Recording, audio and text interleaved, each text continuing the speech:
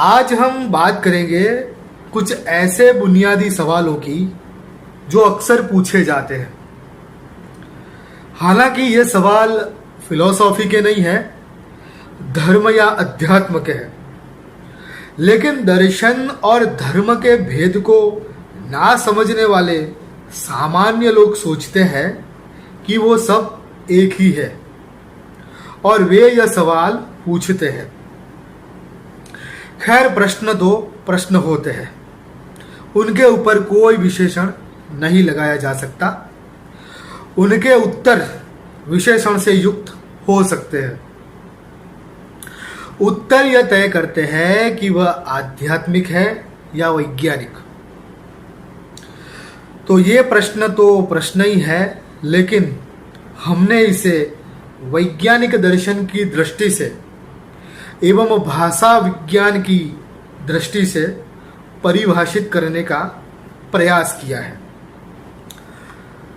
भारतीय धर्म, जैन, बौद्ध और हिंदू में इन प्रश्नों के उत्तर दिए गए हैं और नए गुरुओं ने अपने अपने तरीके से इसके उत्तर दिए हैं तथा ईसाई, यहूदी और इस्लाम जैसे सेमेटिक धर्मों ने भी इसके उत्तर दिए हैं।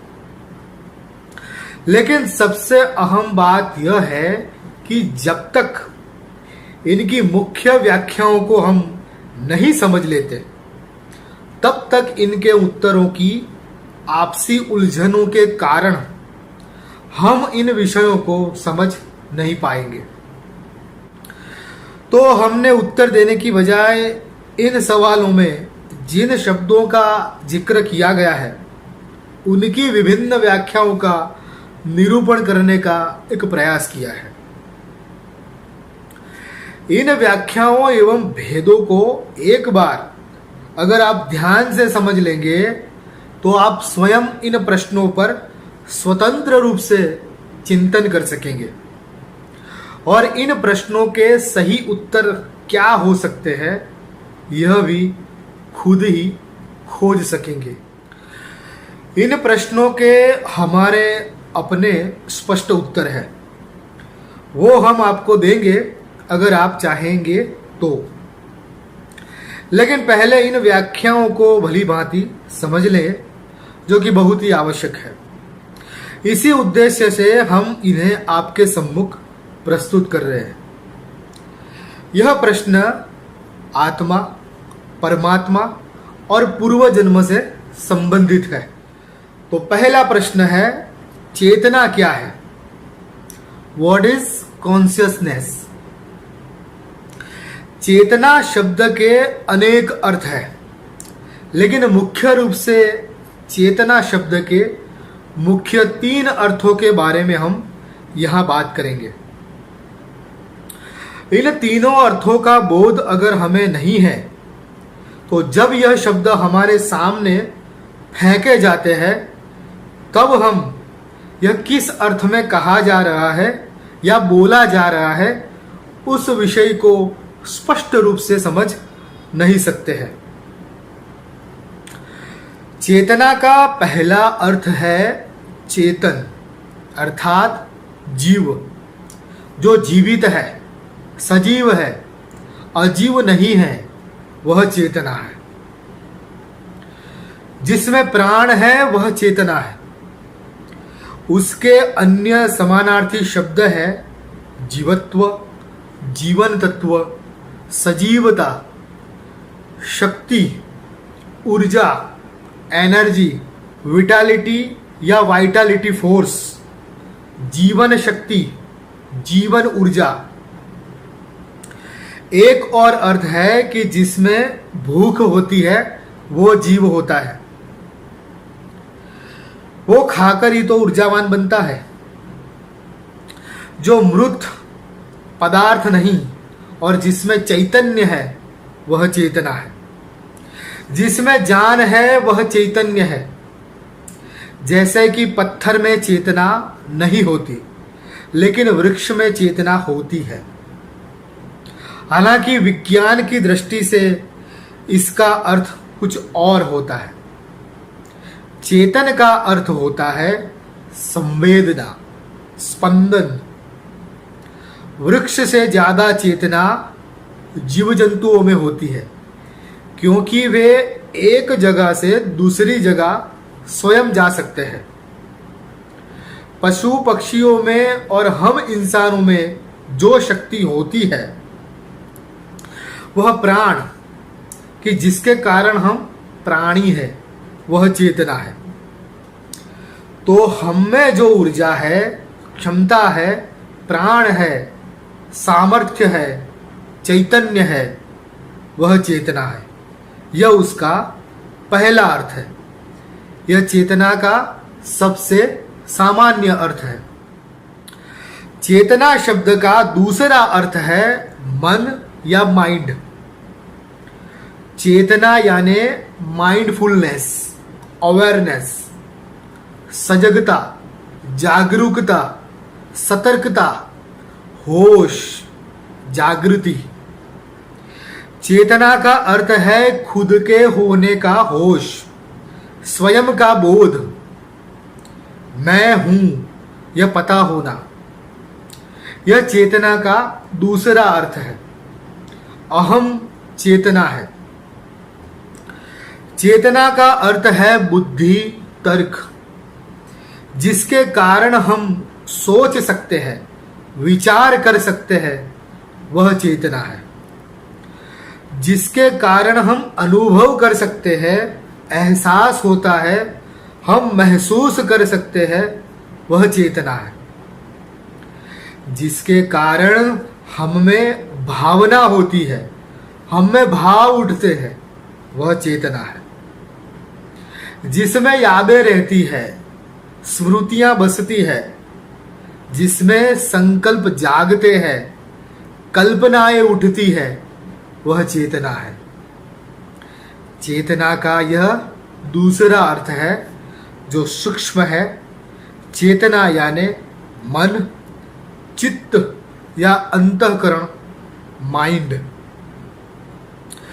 चेतना शब्द का पहला अर्थ प्रकृति विज्ञान के जीव आदि शास्त्रों में उपयुक्त होता है, तो चेतना शब्द का दूसरा अर्थ मानव विज्ञान के मानस आदि शास्त्रों में इस्तेमाल होता है। आमतौर पर ये दो व्यवहारिक अर्थ चेतना शब्द के लिए प्रयुक्त होते हैं। चेतना शब्द का तीसरा अर्थ आध्यात्मिक या धार्मिक है। इसमें चेतना को आत्मा कहते हैं।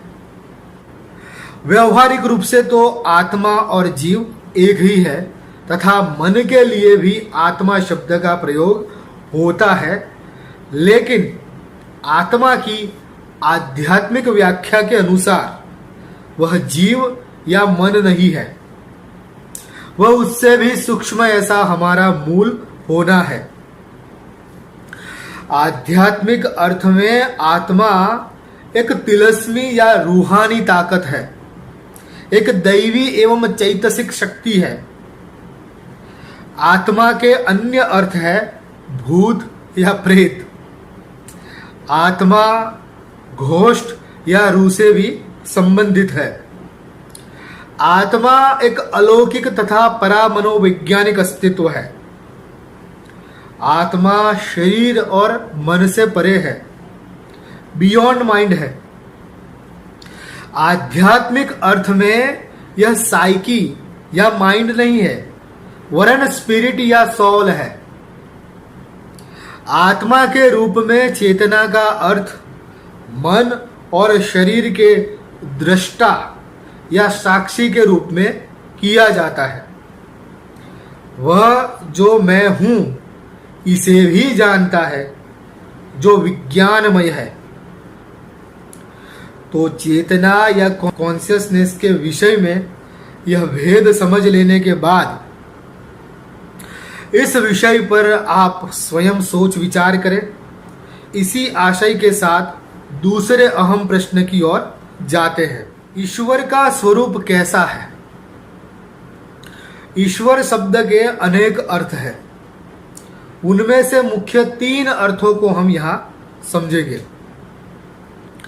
अगर इन अर्थों का ज्ञान हमें नहीं होता है तो जब ईश्वर शब्द हमारे कानों में पड़ता है तो वह किस अर्थ में बोला गया या कहा गया है यह हमें पता नहीं चलता। ईश्वर शब्द का पहला अर्थ है जिसकी मूर्तियां होती है वह ईश्वर है। मूर्ति ईश्वर नहीं है, मूर्ति ईश्वर का प्रतीक है। जिसका देवालय होता है वह देव ईश्वर है। आदिम संस्कृति में विभिन्न देवी देवताओं के नामों से ईश्वर को पुकारा जाता था। या इसे ऐसा समझे कि सभ्य संस्कृति में आदिम संस्कृति के देवी देवताओं ने एक ईश्वर का रूप धारण कर लिया। ईश्वर देवता का विकसित या इवोल्व रूप है। ब्रह्मा, विष्णु, महेश या सूर्य, इंद्र, वरुण या एपोलो, जियस, टॉथ ऐसे विभिन्न सभ्यताओं में विभिन्न देवी देवता थे जो ईश्वर भाव से माने जाते थे, पूजे जाते थे। यह एक आकार वाला साकार ईश्वर है जिसे मुख्य रूप से पालक तथा उसके भक्तों के जीवन के संचालक के रूप में माना जाता है। भक्त इससे डरकर नैतिक एवं भले बने रहते हैं। एक संस्कृति के ईश्वर को दूसरी संस्कृति के ईश्वर से कोई संबंध नहीं होता। अलग अलग धर्मों में ईश्वर के लिए अलग अलग अवधारणाएं होती है। ईश्वर शब्द का दूसरा अर्थ प्राणियों का अधिपति या जगन्नाथ विश्वनाथ है।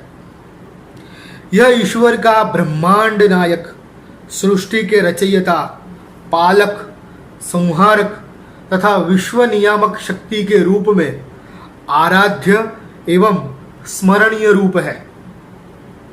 यह साकार नहीं होता लेकिन सगुण होता है। इसे केवल मंदिरों तक सीमित नहीं माना गया।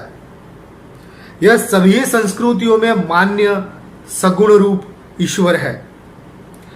इस ईश्वर का स्वरूप कण कण में व्याप्त, सर्वव्यापी, सर्वशक्तिमान, सर्वज्ञ स्वरूप है।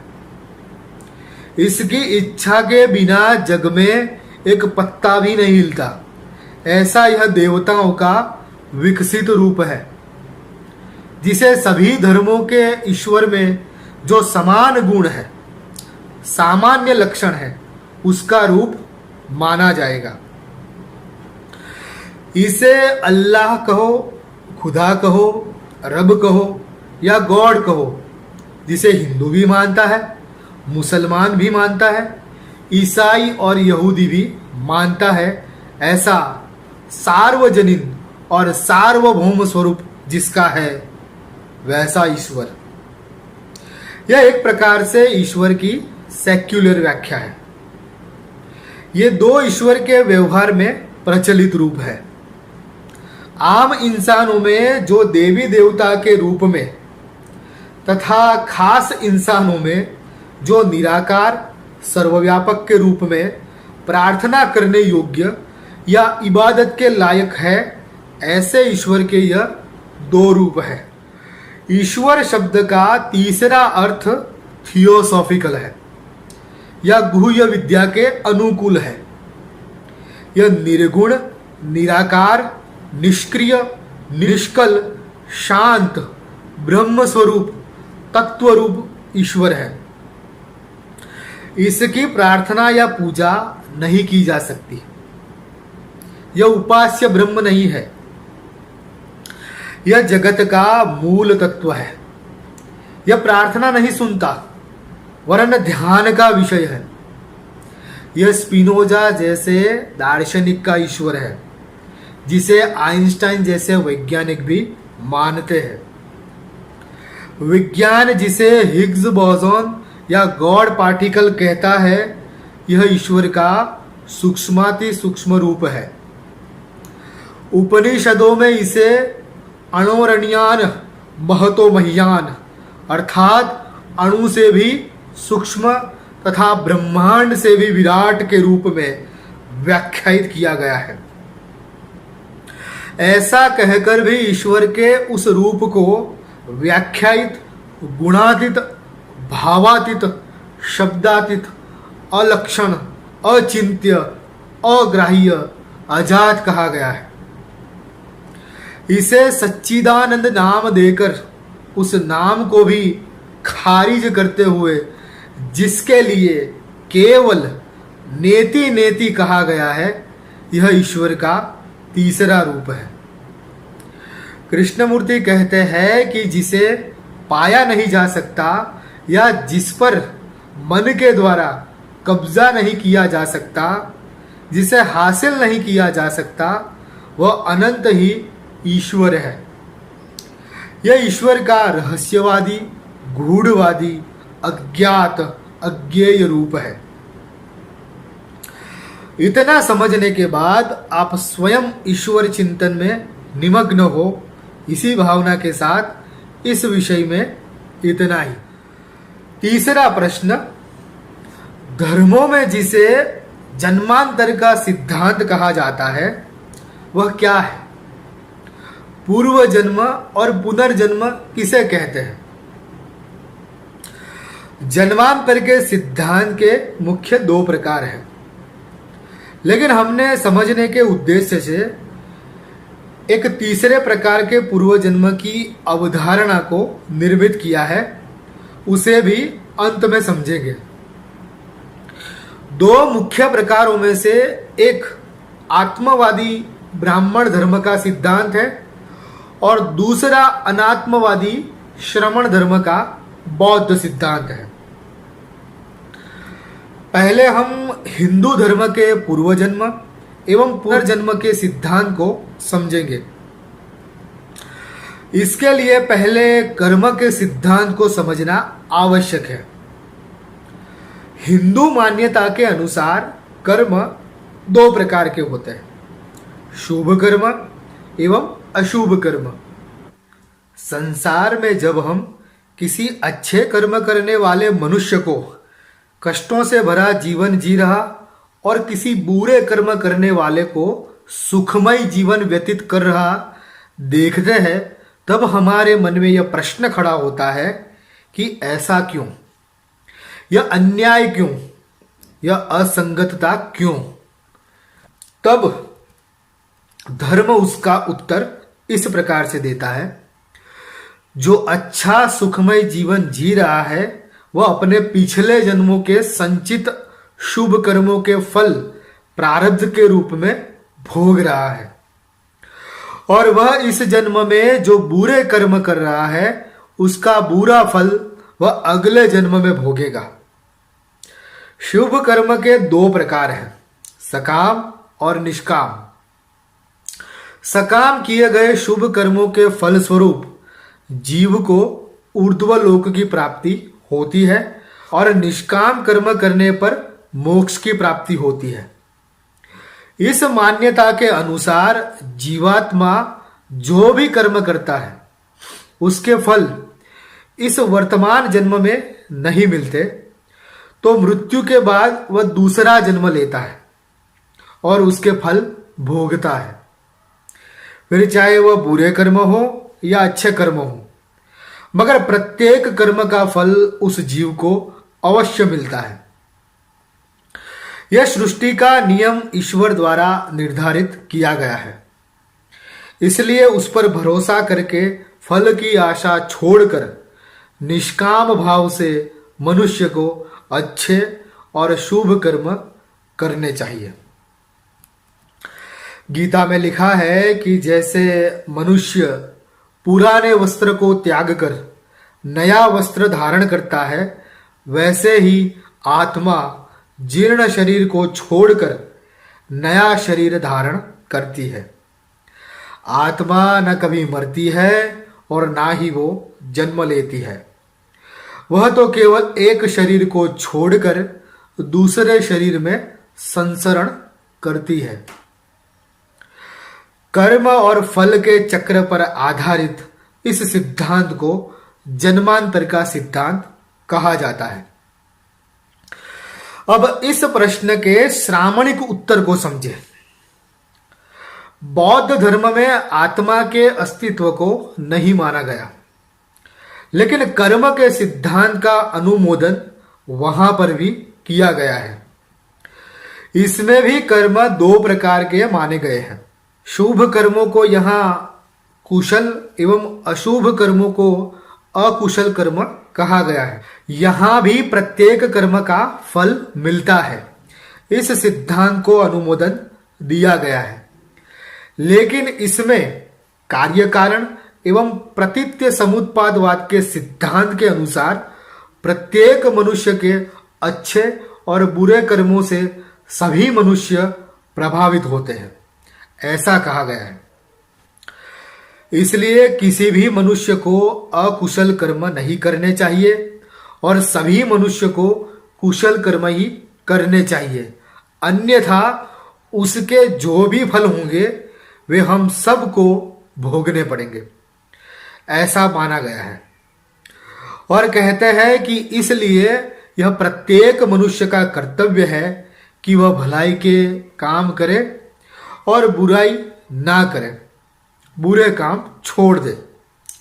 यह बहुत सूक्ष्म सिद्धांत है। क्योंकि आत्मा का बौद्ध धर्म में निषेध किया गया है, तो एक शरीर में से दूसरे शरीर में संसरण करने वाले तथ्य पर आधारित पूर्व जन्म और पुनर्जन्म को भी इसमें स्वीकृति नहीं दी गई है।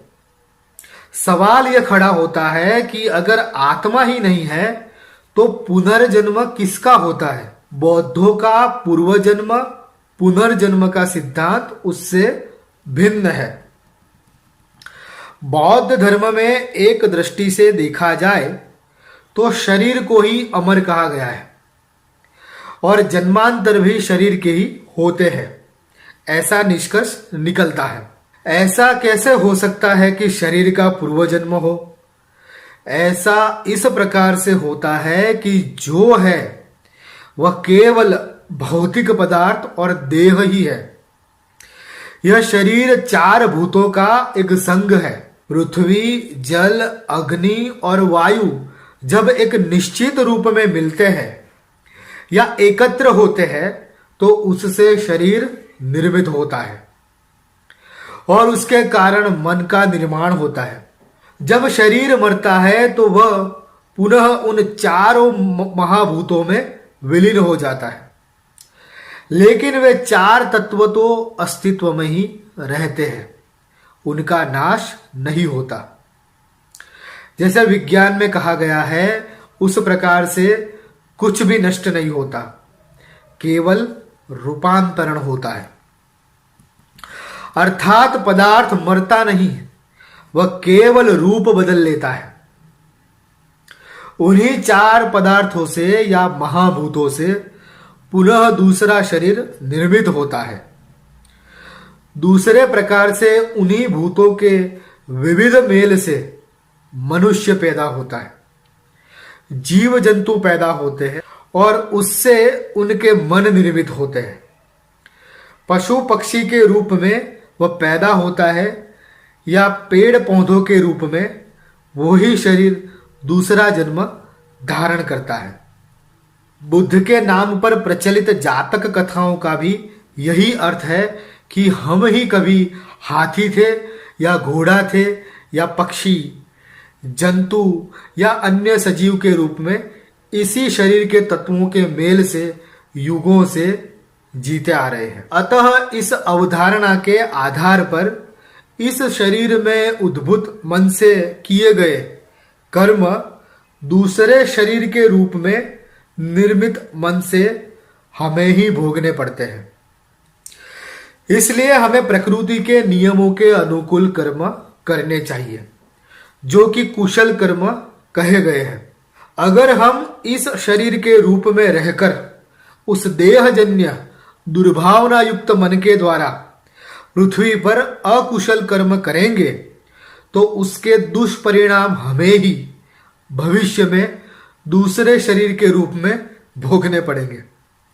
और हम अभी इस शरीर के रूप में जो सुख या दुख का अनुभव कर रहे हैं वो दूसरे शरीरों के रूप में युगों से हमने ही किए हुए कर्मों का फल है।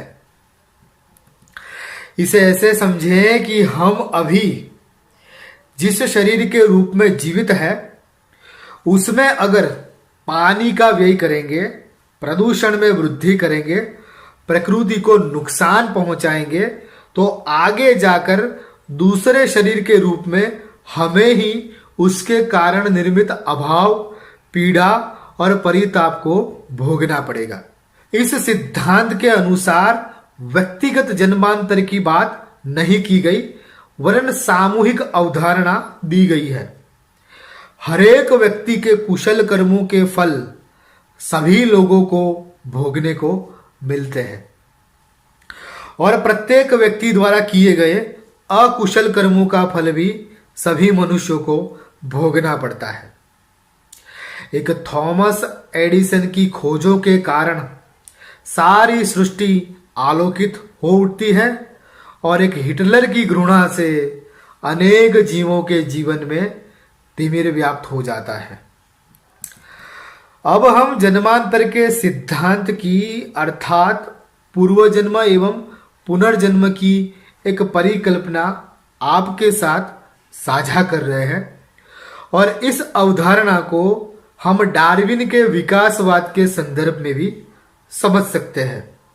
इसके मुताबिक जल से निर्मित हमारे आदि पूर्वज, उनके बाद पैदा हुए रेप्टाइल, सरीसृप एवं वनचर पशु तथा तत्पश्चात पैदा हुए बंदर, चिंपांजी एवं वन मानुष के रूप में हम आज के आधुनिक मनुष्य ही पैदा हुए थे और मरे थे। जन्म और मरण से गुजरते हुए हम आज जिस रूप में जीवित है यह उन्हीं का पुनर्जन्म है। या कहें वे सब हमारे ही पूर्व जन्म थे। हम आजकल के नहीं, हम आदिम हैं और मन से तो हम आज भी वही है।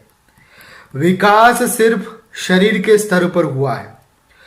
2 लाख वर्षों से हम मनुष्य रूप में जन्म लिए हैं, लेकिन उसके पूर्व जन्मों में हम शुद्ध रूप से पशु थे।